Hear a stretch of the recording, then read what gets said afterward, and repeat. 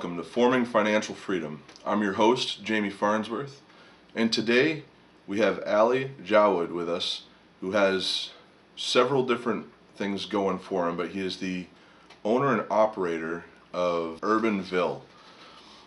So, Ali, first question will be, obviously, thank you for coming. So before we get into this too much, could you briefly tell us about yourself? Tell us a little bit about how and why you got into the entrepreneur life. Yeah, well, first of all, I'm 21-year-old from Louisville, Kentucky. The reason I got into what I do right now as owning my own business, calling myself an entrepreneur, is I really got tired from having a 9-to-5 job, waking up every day on a job that pays $10, $11 an hour just so I could have the weekend and feel happy about the weekend. Counting Monday, Tuesday, Thursday, and Friday just so I could have that Saturday and Sunday off for me. And sometimes end up working these hours as well on weekends just so I could pay the bills without actually being financially stable. Absolutely, I totally understand that. I'm working 2 jobs myself right now, just to try to get my student loans paid off. Nah, it's no fun. It's no fun. Delivering pizzas half the time. Hey, you start somewhere. Yep, and that's exactly it. You need to remember that you always start somewhere and you always need a solid income to begin with, right? Yes. All right. So, I want to ask an out of the box question here. What do you think is your biggest financial mistake that you've ever made? Biggest financial mistake is when I first started going into a business or an idea without doing any research or asking anyone about it. That was about a year ago when I started my vending business. I went in without actually looking up any videos, without doing any research, invested about $6,000-7,000 on new machines, candy machines and soda machines, uh, paying people to place them on location. And Ooh, then I figure out that it's easier to just go out there and do it. So in the long run, after I did some research, I could have saved myself about 70% of all that amount I invested into the business. So I will say my biggest financial mistake was not doing enough research. okay. And that must have been prior to when we met because you were already out there in the vending industry when we met. Oh yes, about it's about 7 months or so. I started before I actually got to join you and Brian and Ah, everyone else. Yeah. wow, man. That's you definitely got to do your research. I agree with you full hearted there. Yeah. Um, so, excuse me. On the other end of that, what was your biggest financial success to date? To date is probably my recent project. Did some research. I actually reached out to a fellow out in Miami. His name is Cardone, which he owns the biggest real estate agencies in the U.S. Got Are some you information. referring to Grant Cardone? Yes. Yep. Yep. Yep. I actually invested about $15,000 to go to his meetings, buy his books, go out to Miami multiple times to see his webinars and all that stuff. And about, I would say, February, that's when I bought my first house and rented it out to other people. So it was a passive income for me. However, it was a slow passive income because I still had to pay mortgage on top of that. So I was making about $200-300 a month. That's all. However, right now I actually got accepted for a loan and about to purchase my first apartment complex that should be able to get me about 15 to 30,000 a month, just passive profit net income. That is amazing. Getting an apartment complex is outstanding. Now, I live in a very, very large condo, and I rent the downstairs out as a passive form of income myself. It's something that everyone should look into. It's very easy to do. And if you can get the finances for it, owning something like an apartment complex in a good neighborhood, remember always to look at the neighborhood before you look at the house. That's number one thing, because you could do all the research without looking at the neighborhood that you buy the apartments in, and then end up in a really bad neighborhood where you have a great condition building but no people in it because of the Absolutely. surrounding area.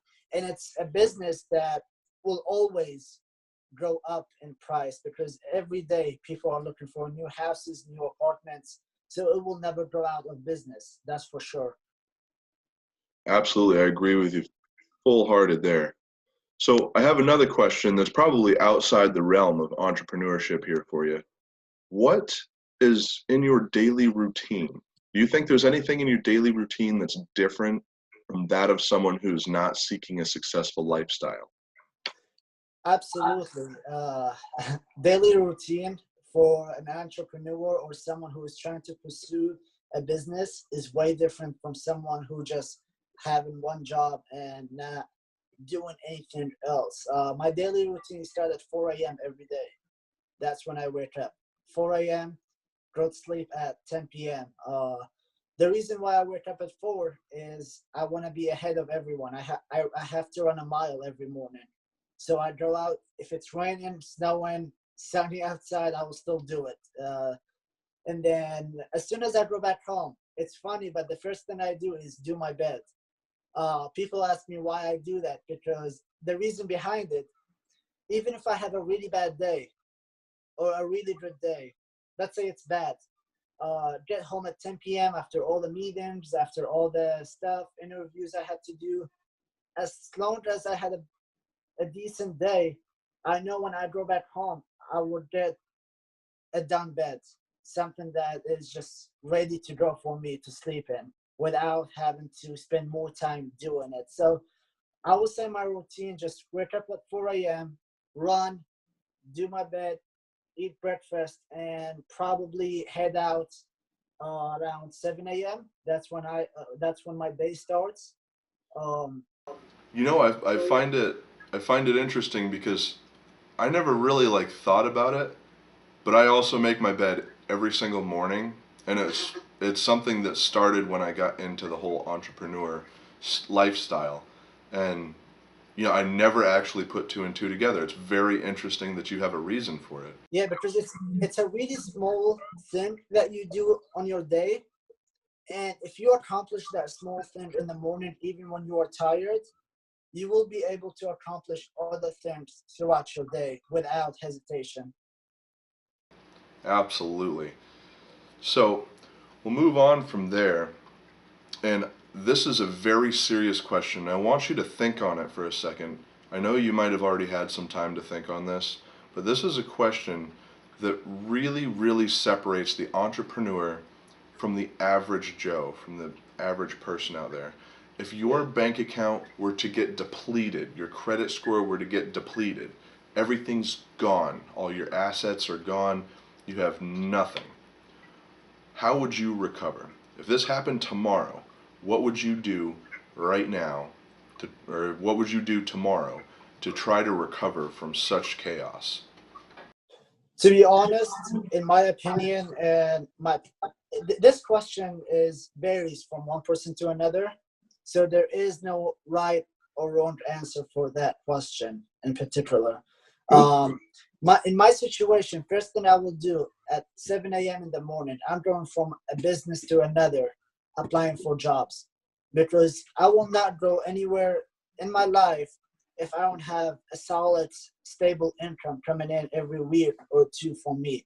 So the first thing I will do is spend the whole day going from one business to another, applying for any job, no matter what the pay is, just to get my foot back inside.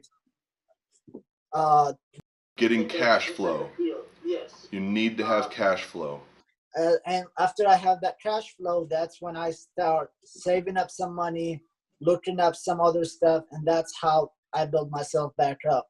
Because we all started somewhere, and we before having that entrepreneur, being entrepreneur before we even had a job, we were in that situation where we had no bank account, no money, no car, no house, and then we had to actually go out, find a job, and start saving up money to get to where we want to be. Yep, a lot of people have a net worth that's negative. I actually currently have a net worth that's negative. However, it's climbing quickly, which is very nice. That's good.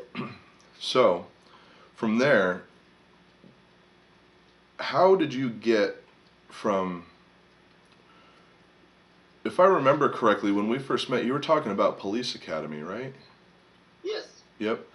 How did you get from where you started, say, in high school, or even as a child, how did you get from where you were then to where you are now in life? To be honest, I'm still pursuing the police force because it's something I love to do, even as It's a stream of income, absolutely, and it's got amazing benefits. because the way I look at it, I could hire people to do the work I do right now, and yet still have another job for me, which is another income. But the reason why I changed is right after high school. That's when reality hit me, to be honest. I used to have my parents always help me out, and then as soon as I finished high school, I told them I don't need no help no more. I'm a go out, find myself, and get stuff done the way I want it to be. Started college. About 2 years into college, that's when I found myself about $95,000 in debt in college student loan. That stuff will catch right up with you, man. Yeah, so I just, to be honest, I just woke up one morning and I was making about $10 an hour, being a security guard. I said, this is not for me. I don't want to be waking up every morning, 7 days a week, working from 7 to 7 just so I could pay my bills and not actually go out. I was literally working about 90 hours a week just so I could pay the bills and have no social life. I didn't want that to be the rest of my life. I don't want to be a slave for someone else. I don't want to do all the work for someone else to reach the top. I want to be the one on the top. And that's when I started doing research to see how much money I need to start a business. And that's when I saw being starting a vending business is probably the easiest way to get that passive income for you. It's not as much, but it's somewhere to start with. $300-400 you could actually start your business. Absolutely. And something to remember, something to keep in mind, a vending business is commonly referred to as passive, but it's not actually passive because you do have to take the effort out. Unless you have someone else go and check the machines, you do have to spend time working on it.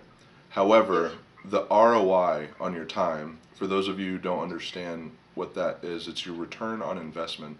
Your return on investment for that time is dramatic.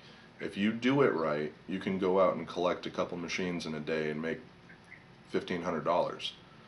It's I actually I was talking to Brian earlier last month, and I actually hired some people to do the job for me because I'm up to about 98 or 100 machines at this moment. And so what I did, it's pretty much all passive for me. I have not checked my machines in over 2 months because I have people go out there and check it for me, and just all that money that comes in, so it's completely passive now. it's completely automatic and passive. All I have to do is just go to my bank account, pull out a couple checks, and pay these people every week. That's all I have to do. That is awesome. Let's go ahead and move right on to the next one, which is kind of branching off of the question we just asked. Yeah. What are your goals from here? Because we're both still young. We still have a lot of time left in our life to build wealth. Now, what are your goals to building wealth from where we are right now? My goal right now is by the age of 30. which is 9 years from now, owning one of the top biggest real estate agencies out there, and also hoping to reach $1 million in net worth by the age of 30. And that's just a small goal I have. I have a couple other goals when I reach 40 and 50 years old, but I won't be able to reach it unless I reach my first goal. And looking at it right now, I'm actually on the right path within the amount of time that I have. Yep, it's a mathematic goal.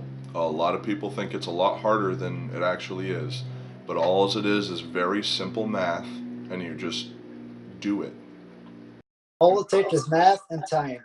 Absolutely. If you don't have the patience, you won't get nowhere in life. You just have to be patient all the time. Now, in my lifetime, before I even started thinking about the word entrepreneur, I had heard so many different definitions of it, and I believe that every individual truly has their own definition of being an entrepreneur or what the word entrepreneur means. Now, I'd like to know your opinion on what entrepreneur means or what it is to you. Um, Entrepreneur for me is something that my dad taught me before he passed away. He was an entrepreneur himself, owning companies and other businesses as well. For me, entrepreneur is someone who owns business or businesses and having a solid passive income coming in every month without having to do as much work as a normal Joe will do on a daily basis. Absolutely, absolutely. My definition of a entrepreneur is pretty simple. Someone who stands above the rest. That's the way that I look at it, and it's the way that I feel.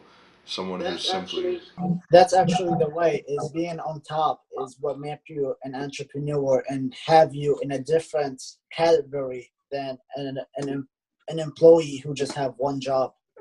absolutely make money work for you. Don't work for money. I've read that in I think several different books. Um, if anyone's interested, in the link in the description below, there are links to several books that you need to read.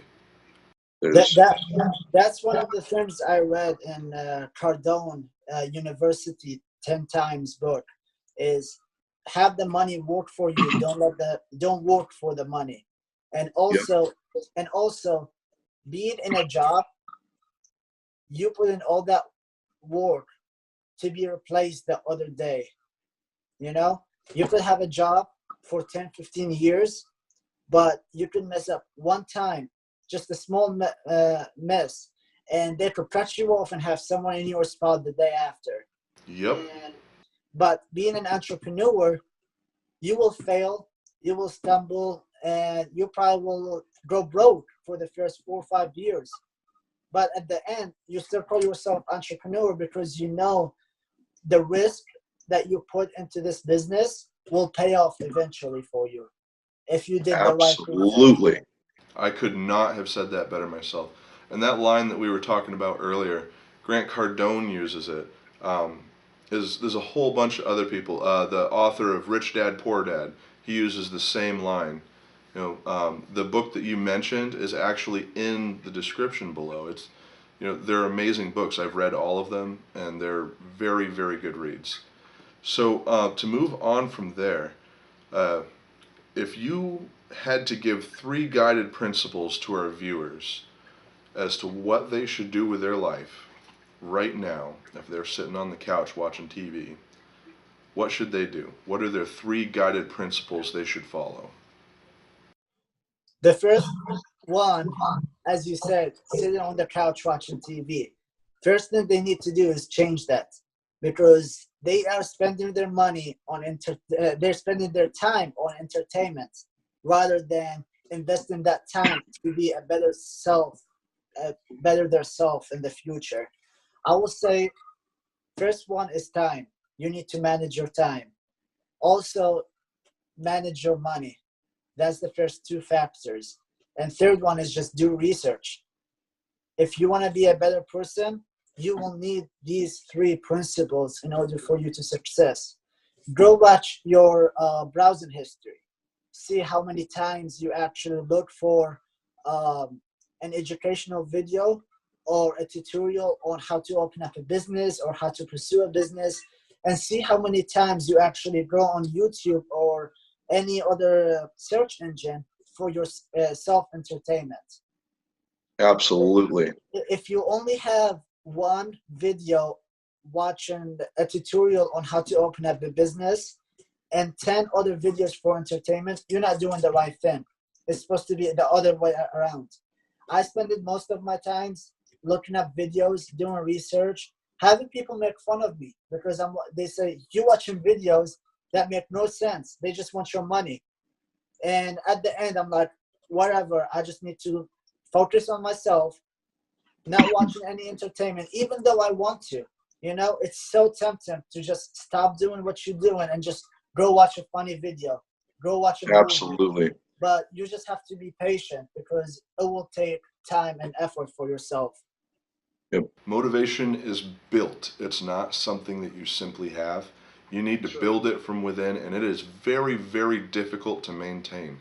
And that's something that I myself try to pride myself on, because I am always motivated in the worst of circumstances. And excuse me.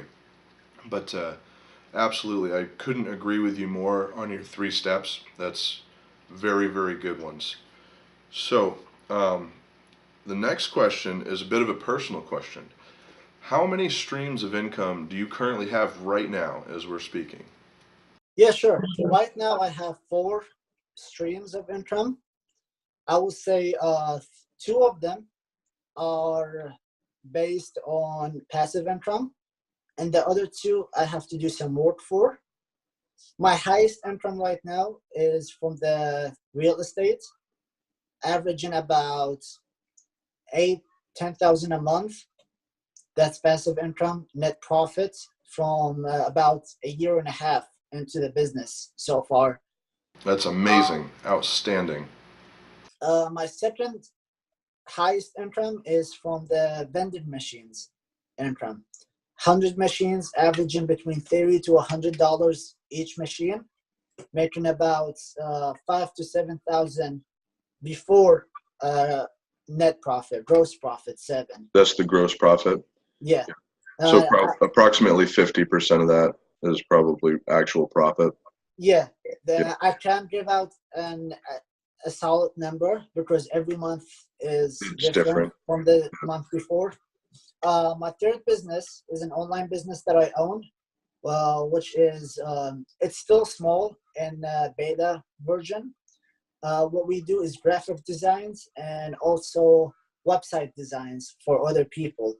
So pretty much when someone want to open up a business, we go out there, have a list for them of the things that they need, if it's an online business or if it's an actual on location business, and what is the stuff that they need in order for them to success.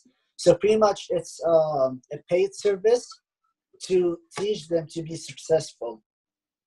Absolutely. I was unaware of that one, actually. So what we'll do is I'll get with you after we're done with the interview, and we will plug that right in the description. That way people can go visit it for you. Yes, and my fourth one is internship right now for LMPD, which make some money, is not as much as the other 3 incomes that comes in. Isn't it interesting how your job with the government, police, is the smallest income? As an entrepreneur, your working job should always be your smallest income. And it's funny, combining my 3 businesses, it's about 3 times more money than actual being a police officer or an intern as a police officer. Yep, the ROI on education is not always the best. It's really interesting how that works. The ROI on my education, 0. I don't use it. I don't use it at all. So my ROI on it, I mean, I use it for some stuff. I I was in networking, and I I use it for my own personal gain. I don't use it to make money anywhere else. It's funny. It's funny that you say that because I just finished getting my bachelor. I started when I was 18 doing double major. Yep. And right now I have a business management degree and also an IT degree. However, looking at it right now, I actually did not use any of these degrees in my profession or in my business. Pretty much, You used your head and made the right decisions. yes. I see so many people, and it's a mistake that I did. Going in, getting my bachelor in business management, spending about $150,000 or so. However, Ouch. I could have done it without the business degree itself because I don't need a degree to open up my own business. The degree I was taught I'm supposed to have it to have a solid job for someone else. Yep. People try to manipulate you into thinking that, but that's not the case. You make the most money when you're the boss. That's true. All right. So, a closing question here. Can you give any inspirational words to our viewers? I really want to make sure that everyone that's watching this gets inspired to get off of the flipping couch, go make some money, and invest it properly. What would you say to that person? It's multiple things that I need to say. First one is don't listen to your friends and family because those are the closest people that will try to bring you down from where you want to be. When I first started, all my friends made fun of me, saying I'm the candy man, going out there filling up candy machines. And right now, they are coming to me asking me if I be able to help them get to where I am right now. And at the end, I'm the one laughing at them because they work about 50, 60 hours a week to pay bills. While for me, I'm going from one meeting to another, making money while I sleep and while on a drive without actually have to be present in that place. Another thing is, do you want to live all your life paying bills and waiting for Friday, Saturday, and Sunday to go out with your friends? Or do you want to be financially stable where you could take a vacation whenever you want to without Absolutely. without having the consequences of if I go to Hawaii this month or if I go to Bahamas this month, how am I going to pay my bills? And that's something I don't want to be thinking about. I want to be able to just go online, buy a plane ticket, fly tomorrow, come in a week or week and a half without having to pay about bills because I have already paid it or because I already have that income coming in for me, even though when I'm out having fun. And it's something my old boss told me. I used to work when I was 17. I used to work for a company. It's a call center. Okay. And he was making about $53,000 net profit daily. Jeez. Yes, I was talking to him. He comes in every 5 months with a new vehicle. I worked there for about 2 years, and every 5 months he have a new car, and this car worth between $150,000 to $300,000. It depends. I've seen all from Rolls Royces, Lamborghinis, Porsches, Land Rovers, all that stuff. So one time I saw him in a restaurant, and I went there. I was like, "Look, you don't have to answer that question for me, but how are you able to go on so many vacations that we don't really see you in your office, yet still be able to do all this?" He was like, "As long as you work hard, come into work every day, not missing work, I'll be able to buy my vehicle in 2 months from now." So as long as these people doing their job, coming in every day, not missing no days, he will be able to buy another $300,000 car cash with no problem. And Yep. that's when I realized working for someone else will not make me rich. He But did you I a have favor telling you that. but I have to have my own business and have people work for me. That's when being stable happens. I don't like calling it rich, because no matter how much money you have, there is someone out there have more money than you. Yep. Everyone has a different definition of rich. I don't call it rich. I call it financial stable. If I'm able to pay all my bills, for right now, about 5-6 months ahead of me, all my bills are paid. So whatever money I get in this 5-6 months, it's net profit for me, where I could use that to invest these money on another business, or be stupid, take all that money and just keep going on vacations.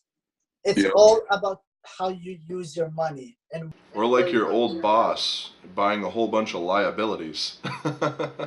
yes. So you said something just a minute ago that is probably going to be the title of this video, because I really, really liked what you said. It was, now my brain's not working. I'm trying to remember. Don't think of it as rich. Think of it as financially stable. That is going to be the title of this video, because I have never heard it worded that way, and I love it. That's amazing. Ali Jawad, thank you so much for being on my show. I look forward to seeing you in the future. We're going to call it a day here. Thank you, and have a nice day. Have a nice day. Bye, everybody.